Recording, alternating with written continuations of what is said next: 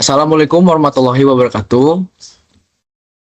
Selamat pagi teman-teman semua. Kami dari kelompok 6 akan mempresentasikan operasi perbankan pada Bank Syariah Indonesia Tbk. Di sini sebelum kita mulai, kami akan memperkenalkan diri terlebih dahulu.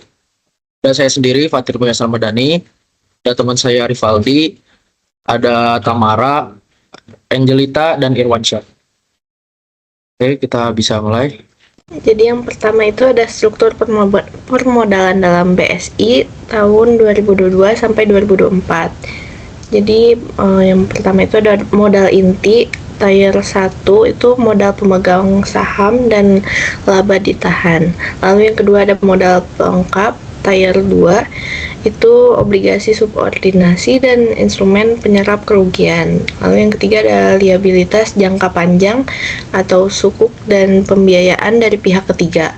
Lalu ada perkembangannya dari setiap tahunnya. Dari yang pertama itu ada tahun 2022, modal inti kuat hasil merger 3 bank Himbara Syariah, fokus pada ekspansi dan digitalisasi. Yang tahun selanjutnya, tahun 2023, perkuat CAR dan efisiensi modal, terbitkan sukuk untuk UMKM dan sektor halal. Lalu selanjutnya tahun 2024, pertumbuhan berkelanjutan dan integrasi prinsip ESG dalam kebijakan permodalan. Lalu ada keunggulan dari Bank Syariah Indonesia. Yang pertama ada kepatuhan syariah dan digitalisasi sistem. Lalu yang kedua ada manajemen risiko real time dan pelaporan berkala. Lalu yang ketiga ada tahan gejolak ekonomi dan patuh regulasi OJK dan Bank BI, Bank Indonesia.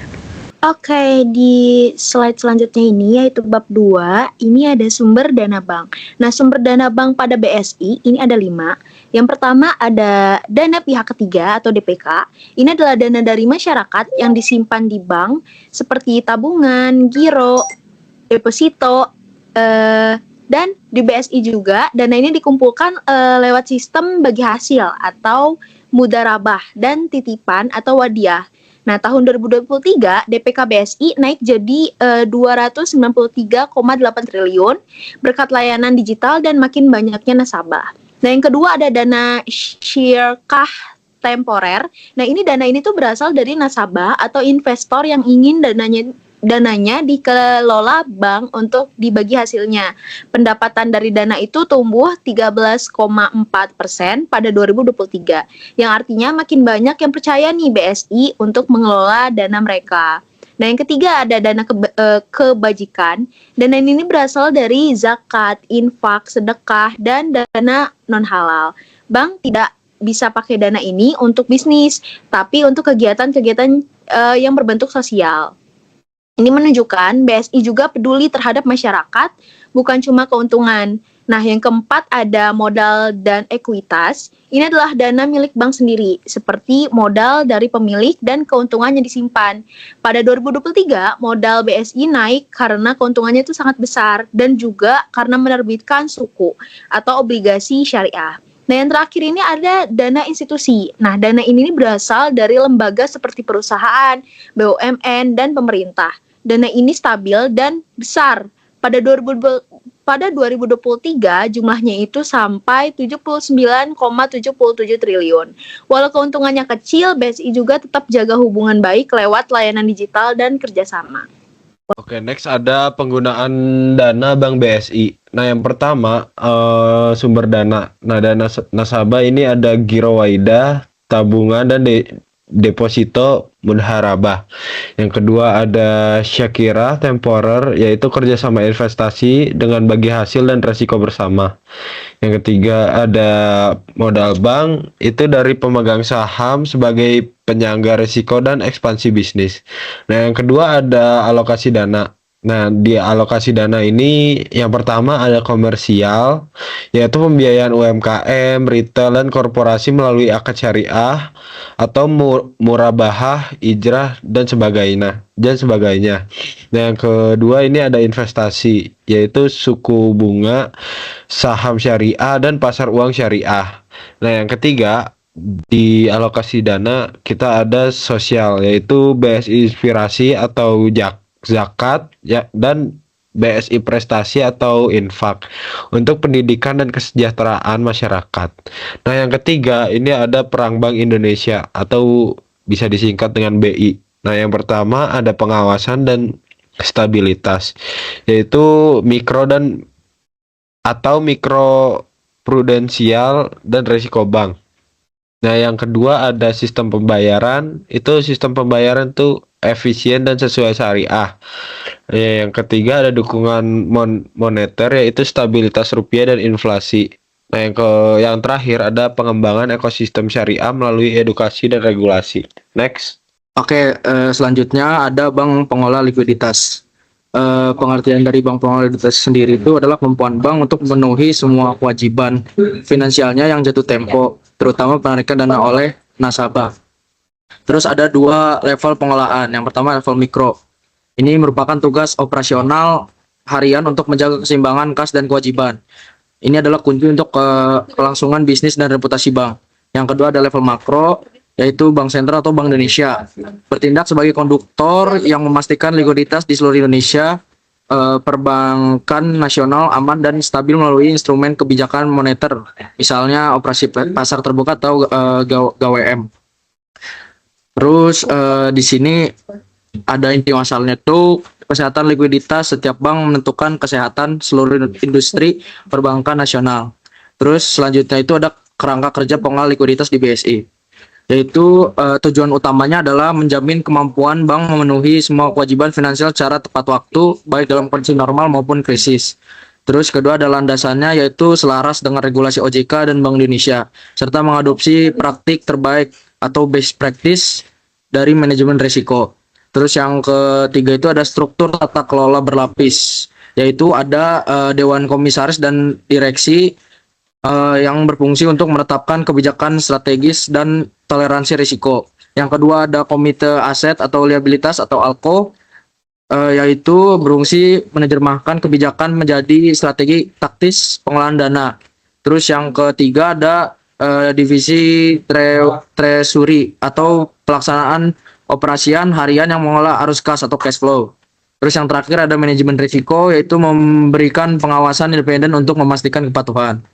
Terus selanjutnya ada identifikasi dan pengukuran risiko atau pendekatan proaktif BSI, yaitu di pertama itu ada sumber risiko utama terdapat pada ketidakselarasan jatuh tempo, yaitu perbedaan jadwal jatuh tempo antara aset atau pembiayaan dan liabilitas atau simpanan. Terus kedua itu ada risiko konsentrasi pendanaan yang berisiko itu ketergantungan berlebihan pada satu atau beberapa sumber dana saja. Terus selanjutnya ada instrumen analisis atau pengukuran. Di sini tuh ada analisis kesenjangan jatuh tempo atau maturity gap analysis, yaitu untuk memproyeksikan arus kas masa depan. Terus yang kedua ada liquidity coverage ratio atau LCR, memastikan ketersediaan aset liquid berkualitas tinggi untuk bertahan dalam skenario krisis 30 hari.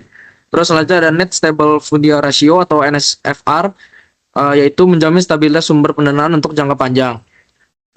Yang terakhir itu ada uji tekan atau stress test, yaitu melakukan simulasi untuk menguji ketahanan likuiditas terhadap berbagai skenario krisis. Selanjutnya ada strategi mitigasi dan rencana darurat, yaitu ada pemantauan dan pengendalian. Di sini ada dua, yaitu posisi likuiditas dipantau secara harian oleh tim treasury. Terus yang keduanya hasil laporan menjadi dasar pengambilan keputusan strategis oleh manajemen. Terus ada strategi mitigasi risiko, yaitu diverifikasi sumber dana yang mengurangi ketergantungan pada sumber tertentu. Terus ada memelihara aset liquid berkualitas tinggi, yaitu menyimpan aset yang mudah dicairkan seperti suku negara. Terus yang ketiga ada pengolahan neraca aktif, yaitu menjaga keselarasan struktur aset dan liabilitas. Selanjutnya di sini saya akan menjelaskan bank pengelola risiko suku bunga. Lalu di sini yang pertama ada pengertian risiko bunga itu sendiri. Risiko bunga adalah potensi kerugian yang dapat terjadi akibat perubahan tingkat suku bunga pasar yang mempengaruhi pendapatan serta nilai ekonomi aset dan liabilitas bank. Pada bank konvensional sendiri, risiko ini muncul karena adanya ketidaksesuaian atau mismatch antara jatuh tempo aset dan liabilitas berbunga. Sementara itu, dalam konteks bank syariah, risiko ini tidak muncul dari mekanisme bunga karena operasional dari bank syariah berlandaskan prinsip syariah yang melarang penggunaan bunga atau disebutnya itu riba. Lalu pengelolaan risiko suku bunga itu Bank Syariah Indonesia mengelola risiko bunga ini melalui serangkaian mekanisme dan tata kelola risiko yang terstruktur dan tetap sesuai dengan prinsip syariah. Pengelolaan ini seperti yang tadi sudah dijelaskan sebelumnya dilakukan oleh Komite Manajemen Risiko dan Komite Aset Liabilitas atau ALFO, yang dimana komite ini bertanggung jawab atas pengawasan strategi pengelolaan risiko pasar dan risiko tingkat pengembalian. Selain itu pun Bank Syariah Indonesia melakukan pendekatan internal dengan penggunaan pengukuran sensitivitas seperti gap analysis dan stress testing. Lalu untuk kesimpulannya, dengan tata kelola risiko yang baik dan terstruktur, BSI menunjukkan kematangan institusi dalam menghadapi tantangan risiko pasar sekaligus menjaga prinsip-prinsip syariah secara konsisten. Oke, di bab 6 ini kita membahas bank pengelola resiko kredit. Nah, di sini juga ada 5. Yang pertama ada resiko kredit di bank syariah. Nah, resiko terjadi kalau nasabah gagal bayar. Nah, di bank syariah sistemnya itu bagi hasil. Jadi harus adil dan sesuai syariah. BSI menurunkan rasio gagal bayar atau NPV dari 2,08% ke 1,90% dengan cara evaluasi ketat dan audit rutin. Nah, yang kedua ada cara mengelola resiko kredit. BSI menilai nasabah berdasarkan 5 hal nih. Ada karakter, kemampuan bayar, modal, jaminan, dan kondisi usaha. Di 2024 pembiayaannya itu naik, tapi NPV-nya justru turun. Artinya pengelolaan resiko berjalan baik. BSI juga pakai asuransi syariah dan jaminan untuk amankan resiko. Dan yang ketiga ada alat dan strategi pengendalian. Nah, BSI pakai sistem penjaminan seperti kafalah, serta teknologi digital seperti AI untuk mendeteksi risiko sejak awal. Biaya risiko atau cost of credit juga turun karena sistem ini lebih cepat dan efisien. Nah, yang keempat ada kinerja kredit. Rasio gagal bayar makin kecil nih di sini. Cadangan dana untuk resikonya semakin besar. Modal banknya juga semakin kuat. Biaya operasionalnya semakin efisien, jadi bank tetap untung dan sehat secara keuangan. Dan terakhir ada tantangan dan harapan 2025. BSI masih hadapi tantangan seperti resiko di sektor UMKM dan digital. Tapi kedepannya BSI akan mengembangkan sistem digital seperti penilaian otomatis dan pemantauan real time agar tetap aman dan sesuai syariah. Boleh next? Selanjutnya bab 7 tentang bank mengelola resiko pasar. Jadi BSI merupakan salah satu bank syariah terbesar di Indonesia yang memiliki komitmen kuat dalam mengelola resiko pasar, yaitu potensi kerugian akibat perubahan nilai tukar mata uang, tingkat imbal hasil, dan fluktuasi harga aset syariah.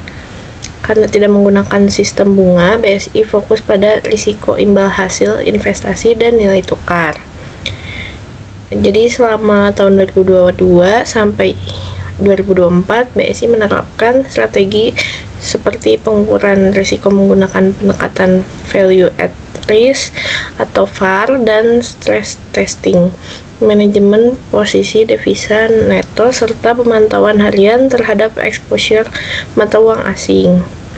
Selain itu, BSI mengembangkan sistem early warning dan memperkuat tata kelola melalui Komite Manajemen Risiko. Pada tahun 2024, BSI mulai memanfaatkan digitalisasi dan teknologi berbasis AI untuk pemantauan risiko secara real time dan analisis skenario pasar. Tantangan yang dihadapi oleh BSI yaitu volatilitas nilai tukar pasca pandemi di tahun 2022, ketidakpastian global pada tahun 2023, serta fokus integrasi teknologi pada tahun 2024. Secara keseluruhan, BSI berhasil menjaga stabilitas keuangan dan memastikan seluruh proses manajemen risiko tetap sesuai prinsip syariah. Jadi di sini ada komitmen BSI juga, syariah compliant berbasis teknologi, dan yang kedua ada stabilitas keuangan dan pelaporan berkala ke regulator.